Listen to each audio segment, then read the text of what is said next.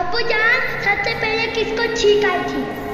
بیٹا تاریخ ابن عساکر میں ہے کہ روح سب سے پہلے حضرت آدم علیہ السلام کے سر مبارک میں داخل ہوئی. تو جب روح سر مبارک میں داخل ہوئی تو حضرت آدم علیہ السلام کو چھینک آئی. اللہ تبارک و تعالی نے حضرت آدم علیہ السلام کے دل میں الحمدللہ کہنے کا الہام فرمایا. تو حضرت آدم علیہ السلام نے الحمدللہ پڑھا. اس پر خود اللہ کریم نے یرحمک اللہ فرمایا.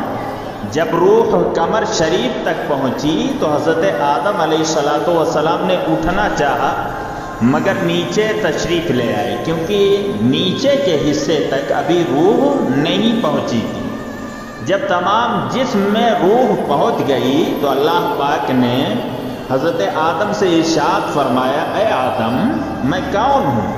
حضرت آدم علیہ السلام نے عرض کیا اے باری تعالی تو اللہ ہے، تیرے سوا کوئی عبادت کے لائق نہیں. اللہ پاک نے ارشاد فرمایا آدم تم نے صحیح کہا،